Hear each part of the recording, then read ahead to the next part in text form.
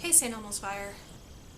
The last 2 weeks have been a very long 2 weeks. There's been kind of a major life, I don't want to say mini crisis, but I don't want to say it was a crisis either. It's a lot of complicated things and a lot of rumors and craziness and very emotional. And I kind of want to talk to you guys about it. It's pretty personal, I'll put it out there. It's, in a way, a little bit scary. But as I mentioned in my small YouTuber tag video, which I will link to over there, I want to use my videos to get myself to be a little more vulnerable. This is a complicated one. About 2 weeks ago, a coworker pulled me aside into a meeting room and set down the card for a police detective in front of me. My first thought was, oh crap, what crime did I witness? And the problem was, I didn't witness a crime. I was the victim of one.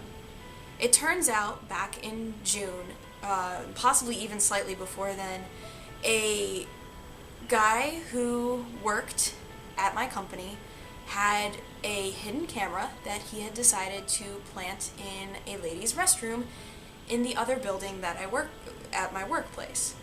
That was where it was discovered by a maintenance person who was changing out a light bulb. The guy figured out what the camera was and turned it over to police, and the guy was fired.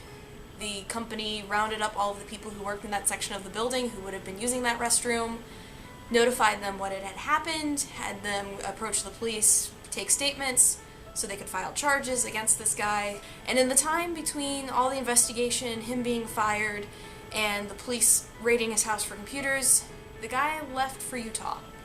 And we don't ever know if he'll actually be back. When the police pulled this guy in to question him, he also mentioned that he had planted the camera, he had moved it around the building, he had planted the camera in the locker room in the workout facility at work, which happens to be a place that I frequent twice a week, every week. They were able to recover deleted files off of his computer from that area of the building. And guess what? My image was on there.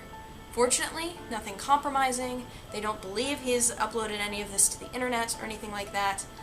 But the thing is, at some point, the company said, we gave you what you needed. You filed charges against this guy.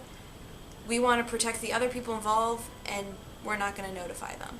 From what I understand right now, it was made by the sister office in another state, in another time zone, a whole different group of people who were involved down there. But for whatever reason, the company decided they weren't going to notify anyone else.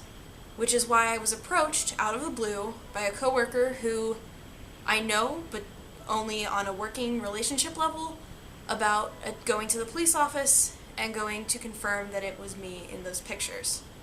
And it was video, but they took stills to make sure that, people could identify themselves and things like that. So 2 weeks ago, I got to go down to the police station, hear all of this from an officer, and at the time,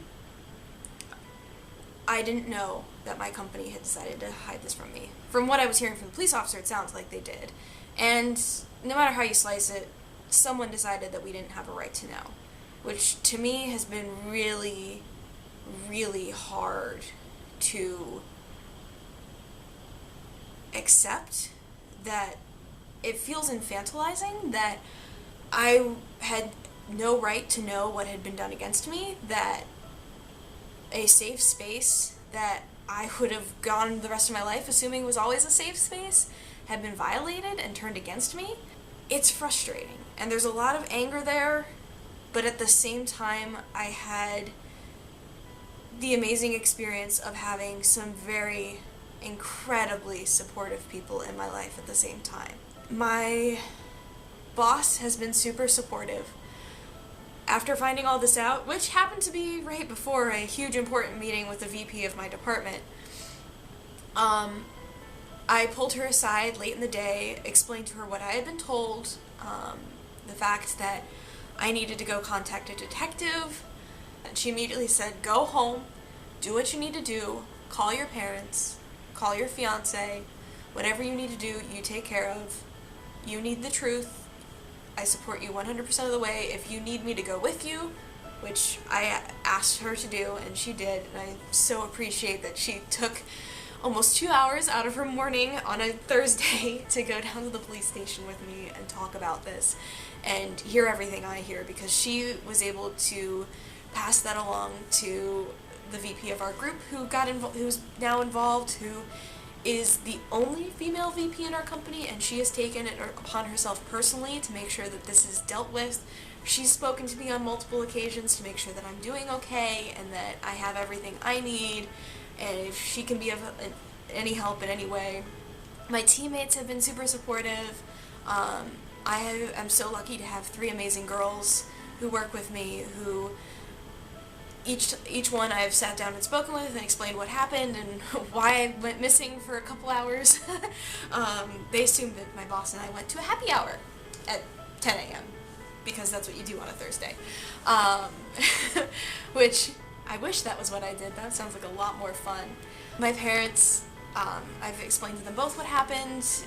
They, let me know whatever I need, go ahead and take care of. They'll listen to me vent, rant, whatever. And of course my fiance has taken me on multiple therapy runs of food and booze and chocolate and whatever else I may need. So if there is a bright side to this, I've learned that I have an amazing support network. I don't know if I will ever get the justice that I'd like to see happen. Unfortunately, in the state of Ohio, videography of adults without consent is only a misdemeanor, even if it's for sexual gratification, which we're pretty sure was what this is. It's only a misdemeanor, which means we can't bring him back into the state. He has to enter the state under his own will, and then we can arrest him. The only way it could have been a worse punishment is if there was a minor involved, which thankfully there wasn't. I've been told that the section of video that included me, there was no nudity, which is very fortunate for me. I had the option to go see the video if I wanted to. I have no desire to. They are bringing in, a counselor for us to speak to at work, which I will probably take advantage of at this point.